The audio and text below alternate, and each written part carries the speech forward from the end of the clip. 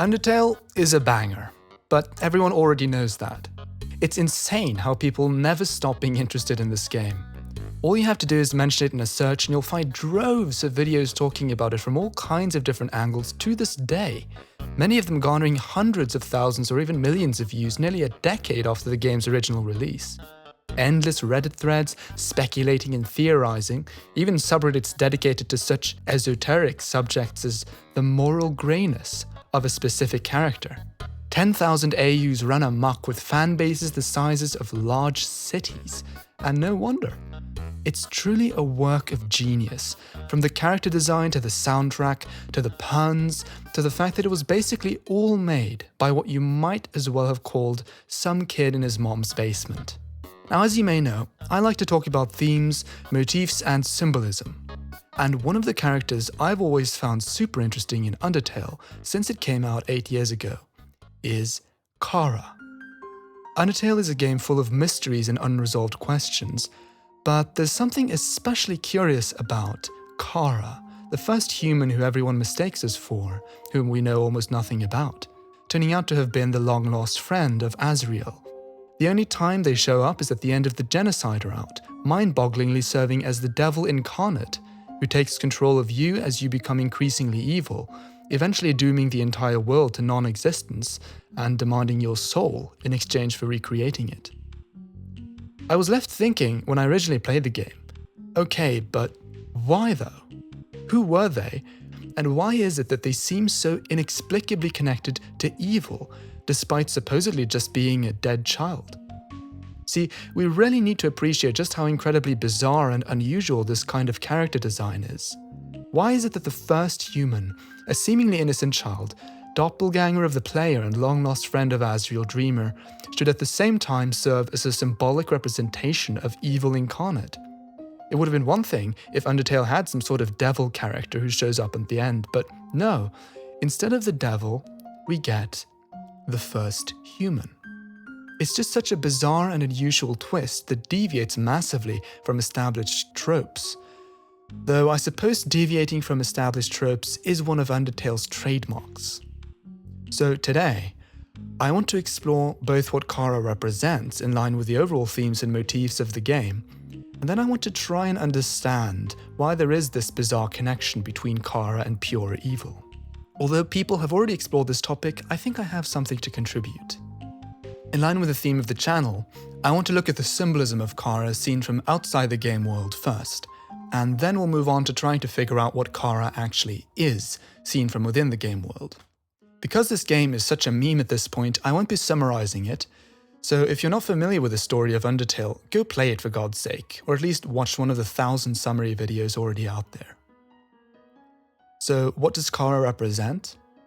As has already been amply discussed by people in the past, thematically, Undertale is largely a game about empathy.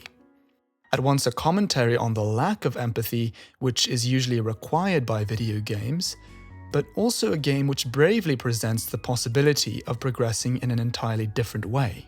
Whereas in most RPGs you have to fight your way through everything using violence as your primary means of progression, Undertale is a game whose express purpose is to contradict this trope, and allow you to play through it in its entirety without at any time resorting to violence, instead making use of clever strategies to befriend and spare your enemies.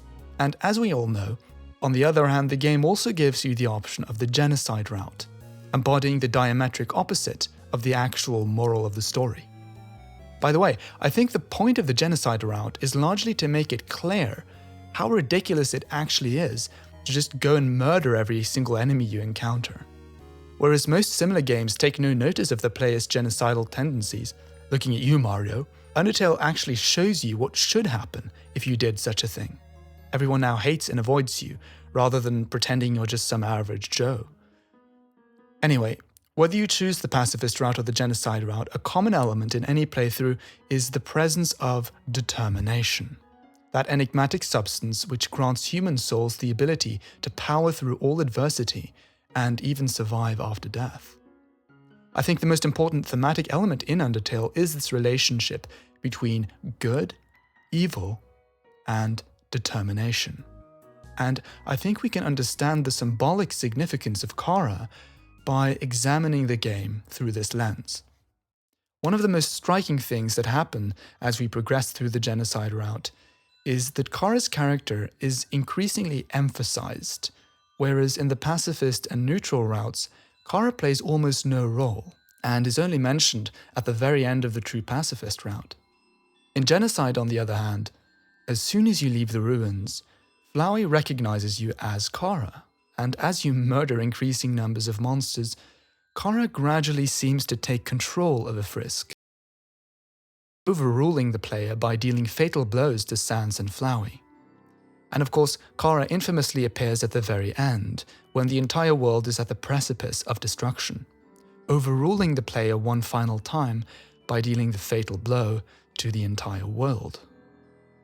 Symbolically, it's therefore easy to establish a connection between Chara and Evil, which is why all the fan art of Chara looks like this. And when we consider the thematic importance of the decision between peaceful and violent solutions, I think we can partly understand Chara as a representation of a certain psychological impulse. Namely, that psychological impulse which is so common in RPG games that Toby Fox was trying to critique, and which drives you, the player, to commit the most heinous acts imaginable in the service of achieving arbitrary in-game goals. Pure, unfeeling completionism. As Sans says, you'll just keep going, not out of any desire for good or evil, but just because you think you can. And because you can, you have to. There are certain obvious similarities between Chara and Frisk. Most clearly, their fashion choice, as Azriel points out, as well as the color of their souls. When we combine this with the fact that Chara's sweater is pretty close to being a color negative of Frisk's, I think it becomes clear that these two characters are to be viewed as symbolic opposites of one another. At the beginning of the game, Frisk's unique identity isn't recognized at all, and we're led to believe that Frisk is the first human Chara, just like how we assume Undertale is just another RPG game, where you can kill as many enemies as you want without consequences. But by the end of the game, Frisk is established as their own person, distinct from Chara, but only if we choose to pursue the true pacifist route. As I hinted at, Undertale is largely a game about determination, but more importantly, what purpose you choose to use your determination for. Determination, which of course represents willpower symbolically, is a neutral substance. It can be used in the service of both good and evil, and it's up to us to choose the goal which determination is aimed towards.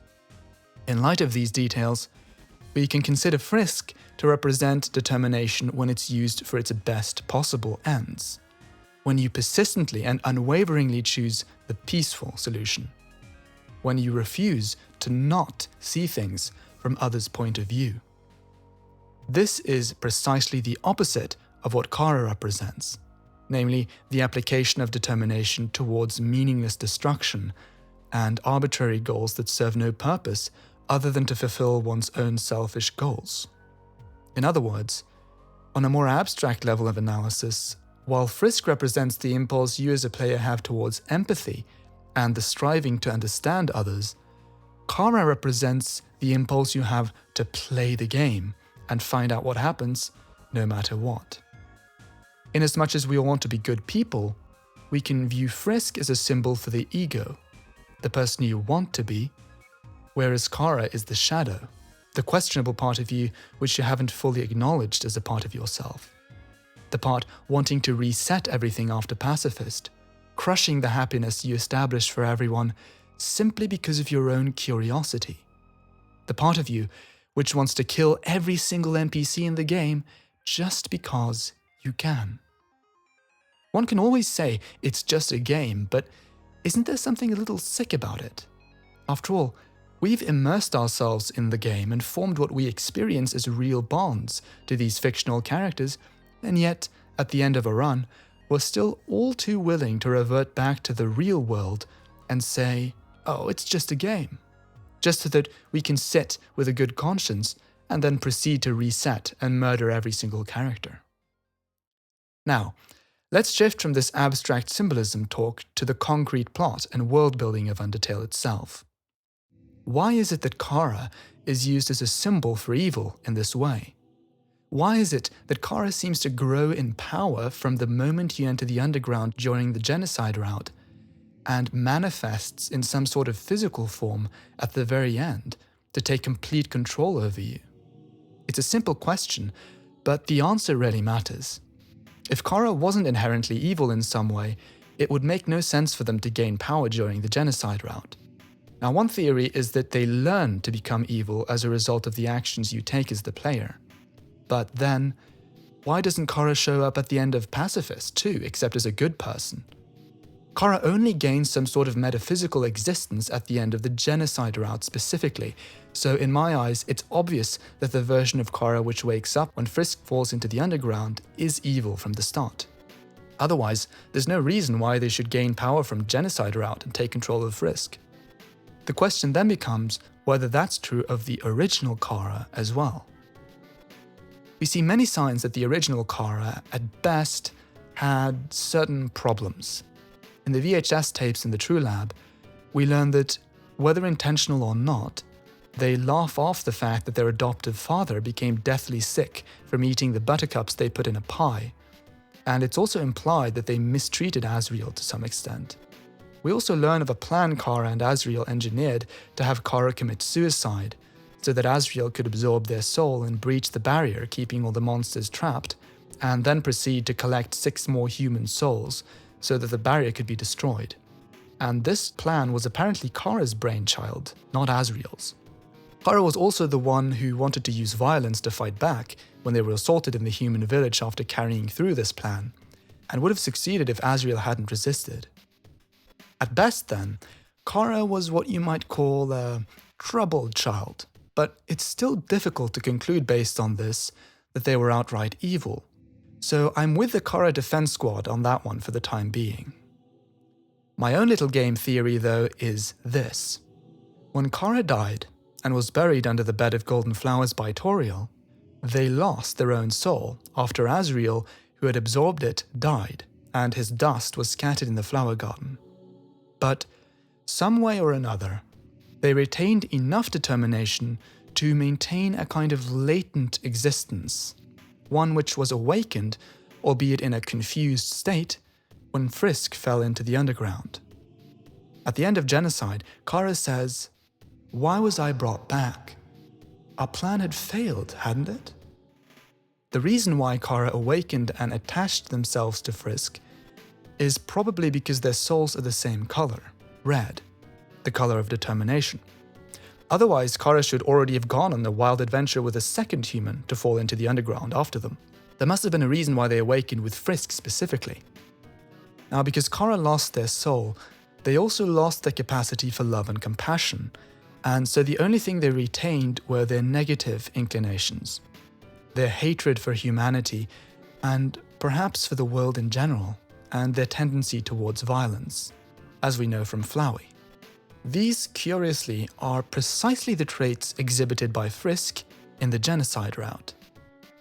Because these motivations were all that was left of Chara, Frisk's actions in the pacifist route would have no effect on Chara's evil spirit, and so they would gain no further consciousness.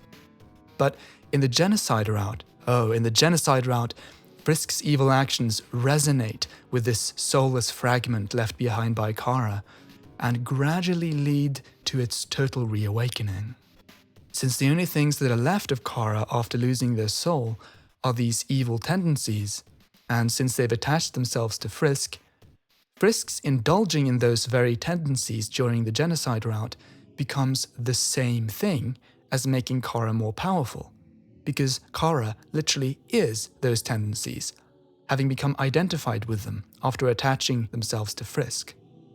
Without a soul, as is the case with Flowey, who is also established as soulless, that's the only thing that's left of their original personality, which now lives within Frisk. So why and how does Chara take control of Frisk at the end of Genocide? Well, it's because Frisk and you, the player, have indulged so much in evil acts that you can no longer resist them. Those tendencies are reinforced so many times that they take control over you. And like I said, they are what Chara literally is, so it's no wonder. It's not that the original Chara was necessarily some kind of demon child, it's that what's left of Chara, having lost their soul, is only evil. It's like that episode of Rick and Morty where they go into a detox machine and the part of their personalities that are negative are separated from the positive aspects. The original Chara is long gone. Even with all this in mind though, we should still note that the Chara we meet in-game still probably isn't pure evil. And although they've attached themselves to Frisk's darker impulses, they aren't necessarily completely identical with everything that's evil in the player and Frisk. To be precise, Chara represents and is identified with a specific kind of evil. Why do I say this? Well, if you should for whatever god-forsaken reason decide to do several genocide routes in a row, Chara will appear at the end and say this: "You and I are not the same, are we? This soul resonates with a strange feeling. There is a reason you continue to recreate this world. There is a reason you continue to destroy it. You are racked with a perverted sentimentality. I cannot understand these feelings anymore." Notice that this dialogue suggests that Chara isn't actually the same as whatever evil the player commits. Chara is specifically identified with the part of the player which is geared towards completionism. Unlike the player, they are unattached to the game world and have no desire to return to it. They want to move on to the next thing, like an RPG player jumps from one game to another in the never-ending pursuit of more and more Steam achievements. So if the player gets attached to the game world, which is what is implied by repeated genocide runs, Chara can no longer understand this, suggesting that Chara themselves were likely very unsentimental. This theory also chimes pretty well with the fact that Flowey mistakes you for Chara. It's not that Chara was already genocidal when they were alive and therefore Flowey mistakes you for them. It's that the evil part of Chara literally lives within you and has been strengthened by the fact that you act in accordance with it. So in a sense, Flowey wasn't really wrong about you being Chara after all. HP, attack, defense, gold, EXP, LV. Every time a number increases, that feeling, that's me. When all you have is determination without compassion, that's Chara. Or what's left of them, anyway. That concludes my little theory on Chara, as well as my first video on Undertale, which, by the way, is a game full of interesting symbolic and psychological themes. The only reason I haven't made videos on it before is because it's already been so incredibly overanalyzed, since it's so absurdly popular. But if you'd still be interested in my having a look at some other aspect of Undertale, or even the game as a whole, similar to what I did with my Omori series, let me know in the comments and make sure to like and subscribe if you enjoyed this video. Thanks for watching, and I'll see you next time.